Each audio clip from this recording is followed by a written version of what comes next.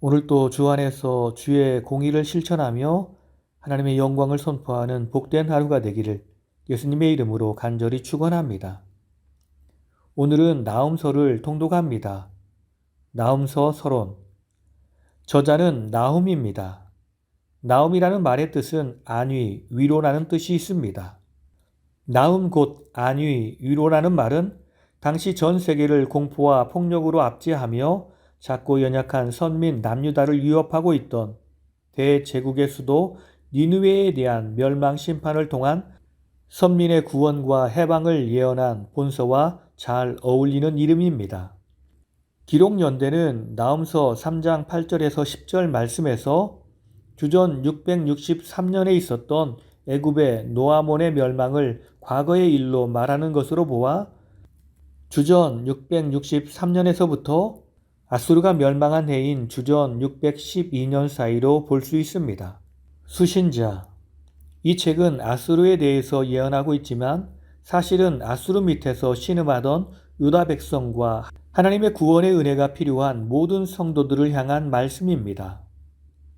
나훔서의 내용. 당대 최고의 강대국이었던 대제국 아수르에 임할 하나님의 멸망의 심판을 선포하며 이와 선명한 대조를 이루는 선민의 구원과 해방을 예언합니다. 나훔서와 요나서의 관계. 나훔서와 요나서는 동일하게 아수르를 대상으로 기록한 책들입니다. 그러나 요나가 아수르의 수도 니느웨의 회개 구원과 이방인 선교에 대한 선민의 자세와 의무를 이야기한다면 나훔서는 니느웨 성의 심판 멸망과 이를 통한 선민의 보존과 위로를 말씀합니다. 요나서는 주전 760년경에 기록되었고 나훔서는 그 후 100년 정도가 지난 주전 663년경에서 612년 사이에 기록된 것으로 보입니다. 아수르 제국의 잔인함.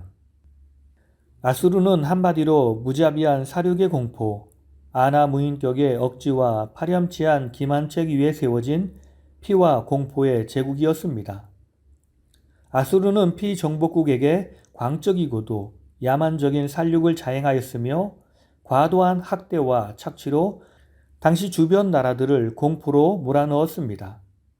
아수르 제국은 인간의 여러 신체 부위에 대한 끔찍한 폭행과 사체 모독을 놀이처럼 저질렀습니다.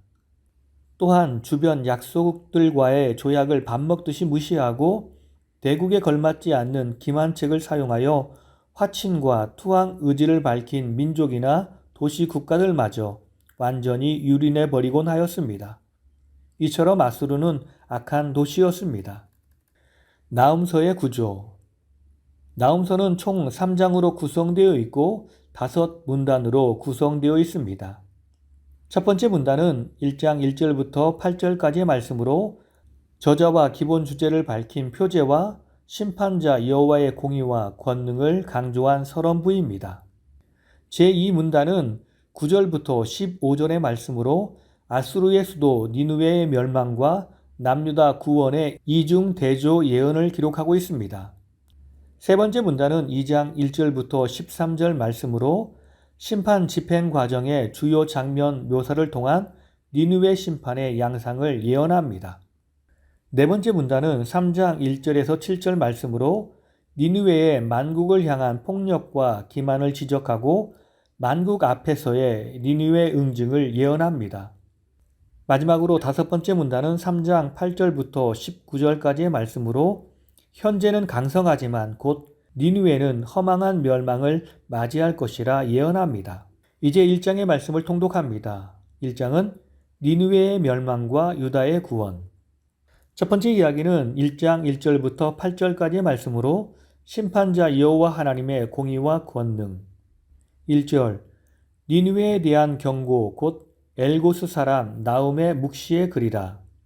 엘고스가 어디인지는 정확히 알 수 없지만 많은 학자들은 예루살렘과 가사 중간 지점에 있었을 것으로 추정하고 있습니다. 2절부터 8절 심판자 여호와의 공의와 권능. 여호와는 질투하시고 보복하시는 심판자 하나님이시다. 벌받을 자를 내버려 두지 아니하시리라.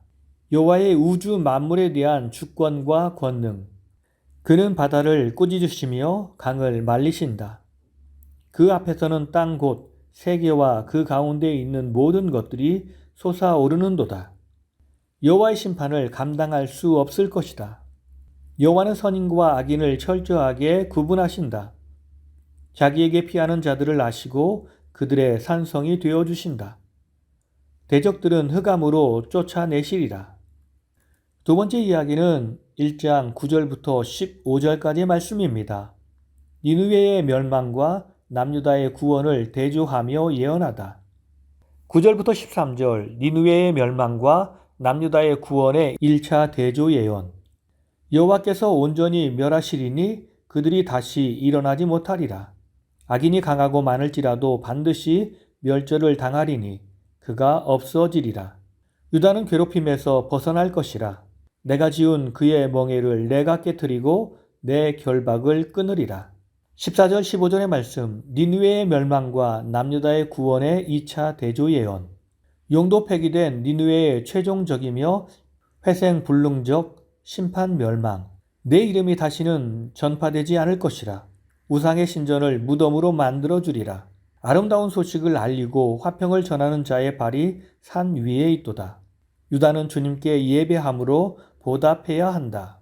오늘 말씀을 통해서 주시는 교훈은 첫째로 하나님께서는 자기 백성이 당하는 고통을 자신의 고통처럼 생각하십니다.